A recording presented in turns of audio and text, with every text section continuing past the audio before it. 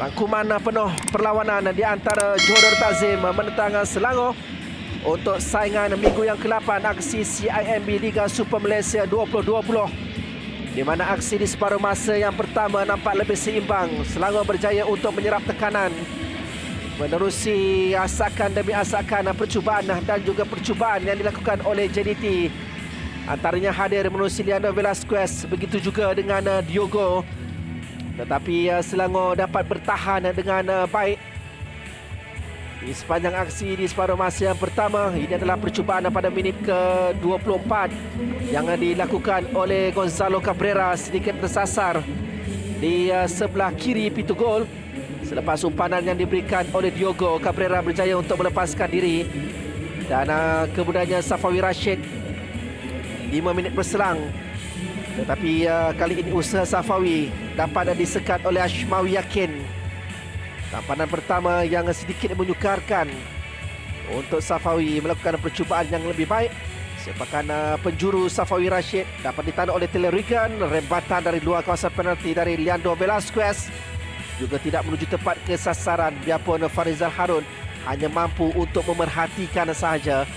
Dan minit ke-34, kini giliran Gonzalo Cabrera pula menguji pintu gol Selangor, dan ianya tersasar di sebelah kanan.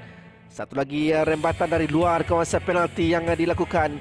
Sepakan percuma dalam tambahan masa yang berjaya disempurnakan oleh Safawi Rashid untuk menewaskan Farizal Harun bagi memastikan JDT melangkah masuk ke bilik persalinan membawa kelebihan satu jaringan.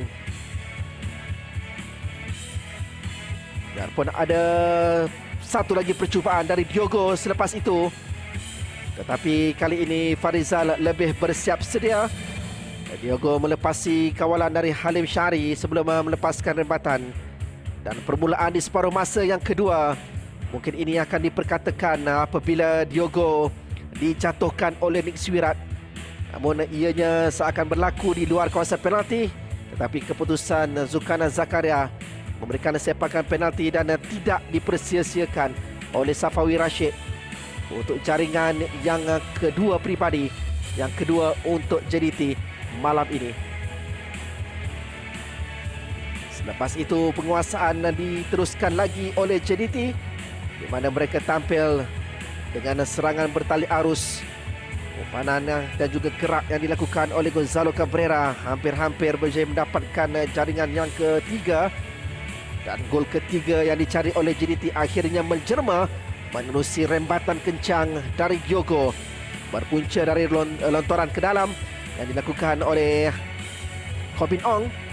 Dan dengan baik Diogo sebelum meledakkan rembatan melepasi Farizal Harun pada minit ke-64. Dan Diogo menjadi perancang, menjadi arkitek untuk gol yang keempat JDT. Minit ke-67 mudah disempurnakan oleh Gonzalo Cabrera. Penggantian pemain dilakukan oleh Benjamin Mora selepas itu. Tetapi menyaksikan ini antara peluang pertama dari Selangor di separuh masa yang kedua. Sepakan percuma yang gagal untuk disudahkan. Dan sebaliknya pintu gol Selangor dibocori pada minit ke-71 menerusi Ramadan Saifullah. Selepas percubaan awal Diogo, tampanan dari Farizal Harun, tiba Ramadan Saifullah untuk menyempurnakannya.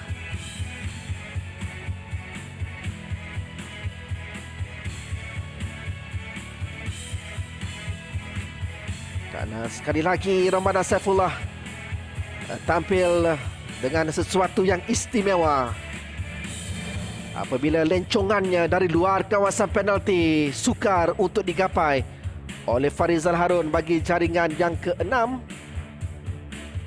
pada minit ke-75, sebelum Selangor dapat memperbaiki corak permainan dan akhirnya memperolehi jaringan saguhati menerusi Rufino Segovia pada minit ke-81. Umpanan leret daripada Sean Silvaraj dari kombinasi dua pemain gantian yang membuat Selangor hanya menjadikan kedudukan 6-1 Biarpun selepas itu Rufino Segovia mempunyai satu lagi peluang, namun kali ini perjumpaannya ditampan oleh